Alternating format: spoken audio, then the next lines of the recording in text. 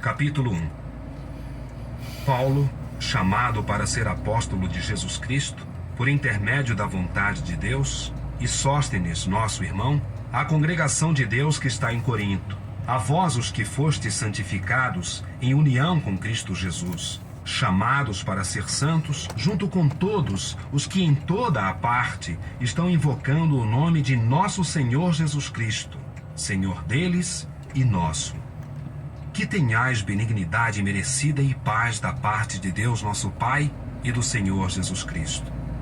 Eu sempre agradeço a Deus por vós, em vista da benignidade merecida de Deus, dada a vós em Cristo Jesus, que em tudo fostes enriquecidos nele, na plena capacidade de falar e no pleno conhecimento, assim como o testemunho a respeito do Cristo foi feito firme entre vós, de modo que não deixastes de atingir nenhum dom, enquanto estáis esperando ardentemente a revelação de nosso Senhor Jesus Cristo.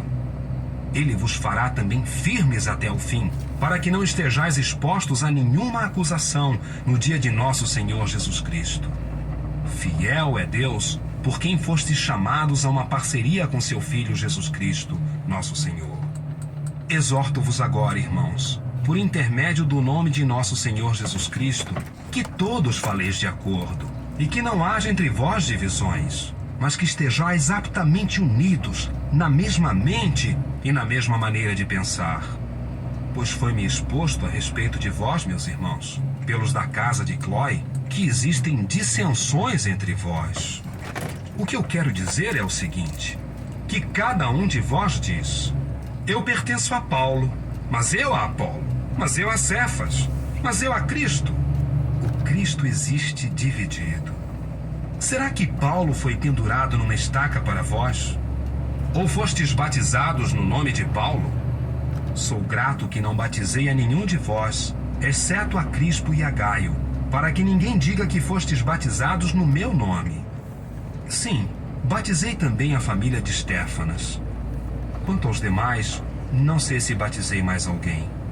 Pois Cristo não me mandou para estar batizando, mas para estar declarando as boas novas, não com sabedoria de palavra, a fim de que a estaca de tortura do Cristo não se torne inútil. Pois a palavra a respeito da estaca de tortura é tolice para os que estão perecendo, mas para nós, os que estamos sendo salvos, é o poder de Deus. Porque está escrito: farei perecer a sabedoria dos sábios e repelirei a inteligência dos intelectuais. Onde está o sábio? Onde o escriba? Onde o polemista deste sistema de coisas? Não tornou Deus tola a sabedoria do mundo? Pois uma vez que na sabedoria de Deus, o mundo pela sua sabedoria não chegou a conhecer a Deus, Deus achou bom salvar os que creem por intermédio da tolice do que se prega. Porque tanto os judeus pedem sinais, como os gregos procuram sabedoria. Mas nós pregamos Cristo pendurado numa estaca, que é para os judeus causa de tropeço, mas para as nações tolice. No entanto, para os chamados, tanto judeus como gregos, Cristo é o poder de Deus e a sabedoria de Deus. Porque uma coisa tola de Deus é mais sábia do que os homens, e uma coisa fraca de Deus é mais forte do que os homens. Pois observais a vossa chamada da parte dele, irmãos, que não foram chamados muitos sábios em sentido carnal, nem muitos poderosos, nem muitos de nobre estirpe. Mas Deus escolheu as coisas tolas do mundo para envergonhar os sábios. E Deus escolheu as coisas fracas do mundo para envergonhar as coisas fortes. E Deus escolheu as coisas ignóbeis do mundo e as coisas menosprezadas, as coisas que não são, para reduzir a nada as coisas que são, a fim de que nenhuma carne se jacte à vista de Deus.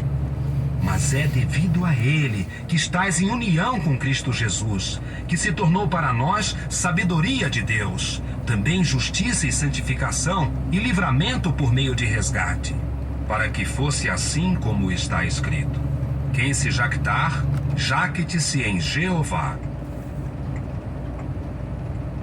Capítulo 2. E assim, quando fui ter convosco, irmãos, não fui com extravagância de linguagem ou de sabedoria, declarando-vos o segredo sagrado de Deus. Pois decidi não saber coisa alguma entre vós, exceto Jesus Cristo, e este pendurado numa estaca. E fui ter convosco em fraqueza, e em temor, e com muito tremor. E a minha linguagem, e aquilo que preguei, não foram em palavras persuasivas de sabedoria, mas numa demonstração de espírito e de poder, para que a vossa fé não fosse na sabedoria de homens, mas no poder de Deus. Ora, falamos sabedoria entre os que são maduros, mas não a sabedoria deste sistema de coisas, nem a dos governantes deste sistema de coisas, os quais hão de ficar reduzidos a nada. Mas falamos a sabedoria de Deus em segredo sagrado, a sabedoria escondida, que Deus predeterminou antes dos sistemas de coisas para a nossa glória. Esta sabedoria, nenhum dos governantes deste sistema veio a conhecer, pois se a tivessem conhecido, não teriam pendurado o glorioso Senhor numa estaca. Mas como está escrito, o olho não tem visto e o ouvido não tem ouvido, nem foram concebidas no coração do homem as coisas que Deus tem preparado para os que o amam. Porque é a nós que Deus as tem revelado por intermédio de seu Espírito, pois o Espírito pesquisa todas as coisas, até mesmo as coisas profundas de Deus. Pois quem dentre os homens sabe as coisas do homem, exceto o espírito de homem que está nele? Assim também, ninguém veio a saber as coisas de Deus, exceto o Espírito de Deus. Ora, não recebemos o Espírito do mundo, mas o Espírito que é de Deus, para que soubéssemos as coisas que nos foram dadas bondosamente por Deus. Destas coisas também falamos, não com palavras ensinadas pela sabedoria humana, mas com as ensinadas pelo Espírito, ao combinarmos assuntos espirituais com palavras espirituais.